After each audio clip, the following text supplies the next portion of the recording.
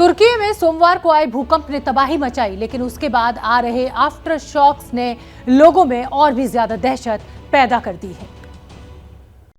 जो after shocks आ रहे हैं, उन आफ्टर शॉक्स को लेकर लोगों के अंदर इस चीज का डर है कि कहीं ये भूकंप वापस तो नहीं आ जाएगा, और यही डर है जो उन्हें अपने इलाकों तक वापस नहीं लौटने दे रहा है। लोग गाड़ियों के अंदर रात गुजार रहे हैं, लोग उन इलाकों के अंदर जो है वो चले गए हैं कि लोग यहाँ से बाहर इस्तांबुल की तरफ चले गए हैं, अंकारा की तरफ चले गए हैं।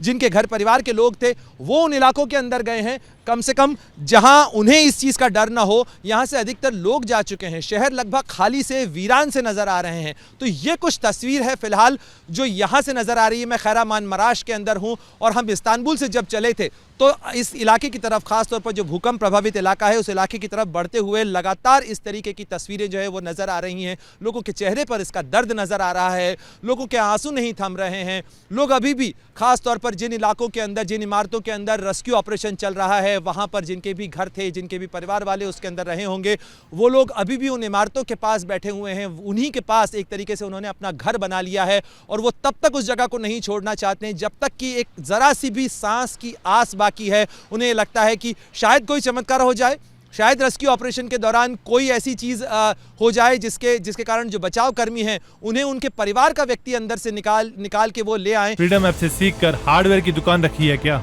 अगर ऐसा है तो आप अपने उत्पादों को 1 करोड़ फ्रीडम ऐप के जो ग्राहक हैं उन्हें बिना किसी खर्चे के आप उसे बेच सकते हैं।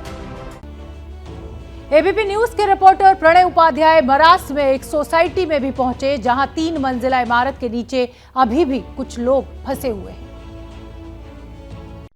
ये आप जो इमारत देख रहे हैं ये एक 3 मंजिला घर था जो इस तरीके से नीचे आ गया है, पूरी तरह से गिर गया है और इसके अंदर अभी भी 2 लोग जो हैं वो ट्रैप्ड हैं, वो जिंदा हैं नहीं हैं, इसके बारे में कुछ भी नहीं पता। ऐसे में ये जो रेस्क्यू टीम्स हैं ये अभी यहाँ पर पहुँची हैं, तमाम कवायद जो है वो इसके बाद शुरू होगी। हालांकि लोगों का कहना है कि बचने की मुश्किल, उनकी जो उम्मीद है वो बहुत धुंधली कही जा रही है क्योंकि उन लोगों को निकलने का मौका ही नहीं मिला यहाँ से। और ये जो तमाम टीम है, रेस्क्यू टीम्स हैं, वो जैसे जैसे अंदर के इलाकों के अंदर पहुँचती हैं वैसे वैसे जो है ये मौत का आंकड़ा लगातार बढ़ता चला जा रहा है। ये देखिए आप, ये घर है जो पूरी तरीके से सड़क पर आ चुका है।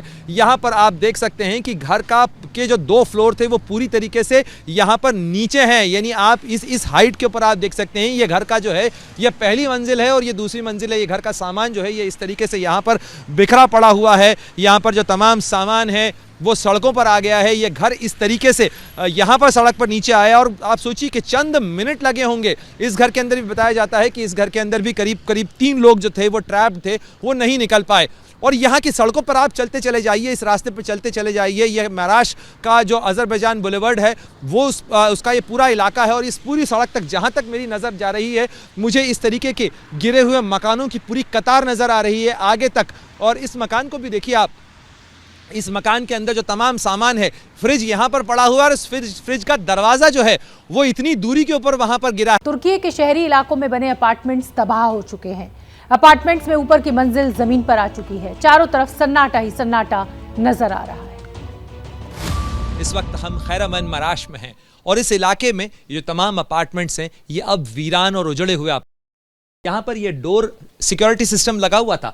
यहाँ पर किसी को भी अंदर जाने से पहले यहाँ पर डोरबेल बजानी पड़ती थी, तब ये गेट का लॉक खुलता था और उसके बाद उस जगह में, उस घर पे ये जा सकता था कोई भी शख्स जो यहाँ पर आता था। लेकिन अब ये सिक्योरिटी सिस्टम तो छोड़िए, दरवाज़ा बिल्कुल खुला हुआ है क्योंकि यहाँ पर अब कोई रहता ही नहीं है। तमाम लोग यहाँ से चले गए हैं और ये कहानी केवल इस एक अपार्टमेंट की नहीं है बल्कि यहाँ से नज़दीक तक, दूर आप जितनी नज़र डालते हैं ये तमाम इसी तरीके के अपार्टमेंट्स आपको हर जगह पर मिल जाएंगे जो अब सुनसान है, वीरान है। कुछ अपार्टमेंट्स के अंदर तो आग भी लग गई और आग लगने के बावजूद यहाँ पर लोग जो हैं किसी तरीके से भागकर बस अपनी जान बचाकर निकले हैं। ये इमारत अब डेंजरस इमारत हो चुकी है। इन इमारतों के अंदर अब रहना तो छोड़िए, यहाँ पर अंदर दाखिल होना भी बहुत मुश्किल है, सामान का निकालना बहुत मुश्किल है। ऐसे में ये तमाम लोग जो पता नहीं कहाँ गए, इनमें से कितने लोग बचे हैं, कितने लोग नहीं बचे हैं, इसका अंदाज़ा लगाना बहुत मुश्किल है। कहीं अचार की बर्नियाँ रखी हैं खिड़कियों के अंदर, कहीं कपड़े सूख रहे हैं, कहीं दरवाजे जो हैं वो इस तरीके से खुले हुए हैं जैसे कि मान लो अभी कोई बाहर निकल आएगा। लेकिन अब यहाँ पर कोई नहीं आ सकता है, कोई नहीं रह सकता है। और इन घरों की जो स्थितियाँ हैं, इस हालत में ये इस कदर जर्जर हो चुके हैं। आप देखिए ज़रा, दीवारों की स्थिति क्या है, दीवारों के अंदर मतलब ऐसा लगता है कि पूरी दीवारों को किसी ने हथौड़े से तोड़ दिया है। ये इंसानी मजबूरी की कहानी है जो आपको यहाँ पर तुर्की के अंदर बिखरी हुई नजर आती है। फ्रीडम ऐप से सीखकर हार्डवेयर की दुकान रखी है क्या? अगर ऐसा है तो आप अपने उत्पादों को 1 करोड़ फ्रीडम ऐप के जो ग्राहक हैं उन्हें बिना किसी खर्चे के आप उसे बेच सकते हैं।